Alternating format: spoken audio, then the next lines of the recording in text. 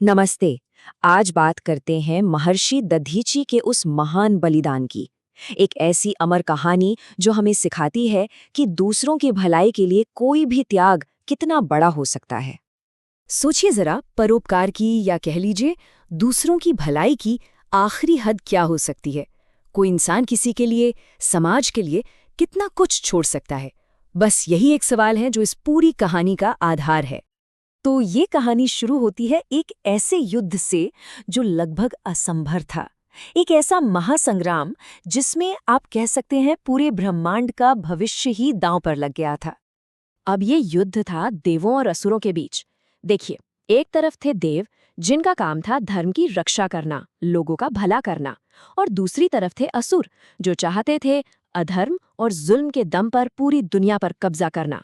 तो ये कोई आम लड़ाई नहीं थी, ये थी अच्छाई और बुराई की सीधी टक्कर।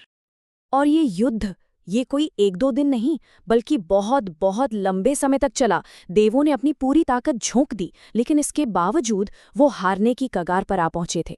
असुरों की ताकत उन पर हावी हो रही थी। तो अब जब कोई और रास्ता नहीं बचा, तब देवों के राजा इंद्र पहुंचे सृष्टि के रचयिता ब्रह्मा जी के पास, एक सलाह के लिए। कह सकते हैं कि दुनिया को बचाने की ये उनकी आखिरी उम्मीद थी। और बस यहीं से कहानी ने एक ऐसा मोड़ आता है जिसके बारे में किसी ने सोचा तक नहीं था, क्योंकि ब्रह्मा जी ने जो उपाय बताया वो एकदम अनोखा था।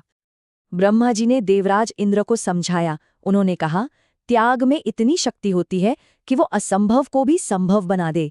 मतलब साफ था, जीत का रास्ता सिर्फ और सिर्फ त्याग से होकर ही गुजरेगा। और फिर उन्होंने वो उपाय बताया जो सच में चौंकाने वाला था। उन्होंने कहा, पहला काम, नैमिषारण्य वन में ऋषि दधीची को ढूंढो। दूसरा काम, उनसे उनके शरीर की हड्डियां मांगो। और तीसरा, उन्हीं हड्डियों से एक दिव्य हथियार बनाओ। इंद्र तो ये सुनकर सन्न रह गए। उन्होंने कहा, लेकिन महर्षि तो जिंदा हैं, हम उनसे उनकी हड्डियां कैसे मांग सकते हैं? ये मांग सिर्फ असंभव नहीं थी, ये तो कोई सोच भी नहीं सकता था। इस पर ब्रह्मा जी ने बस इतना कहा कि इसका जवाब खुद महर्षि दधीची ही देंगे। मतलब इस पूरे उपाय का जो सबसे मुश्किल हिस्सा था, वो पूरी तरह से महर्षि की अपनी मर्जी पर टिका हुआ था। तो अब देवराज इंद्र भारी मन से झिझकते हुए महर्षि दधीची के आश्रम की तरफ चल पड़े, वो अकल्पनीय, वो अविश्वसनीय मांग करने के लिए। वहां पहुंचकर इंद्र ने देखा कि महर्षि तो गहरे ध्यान में बैठे हैं। महर्षि दधीची, जो अपने ज्ञान, अपनी दया और उदारता के लिए जाने जाते थे। सोचिए, एक तरफ उनकी वो शांत छवि और दूसरी तरफ इंद्र के मन में चल रहा हिंसक उद्देश्य। कितना बड़ा विरोधाभास था।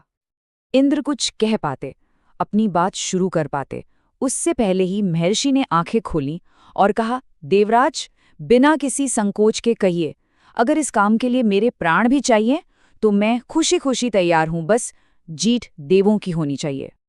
तब जाके इंद्र ने बड़े ही भारी मन से उन्हें पूरी बात बताई कि असुरों के राजा वृत्रासुर को हराने के लिए एक ऐसे हथियार की जरूरत है जो महर्षि की अपनी हड्डियों से बनेगा। ये सुनते ही महर्षि का चेहरा उदास होने की बजाय एक दिव्य तेज से चमक उठा।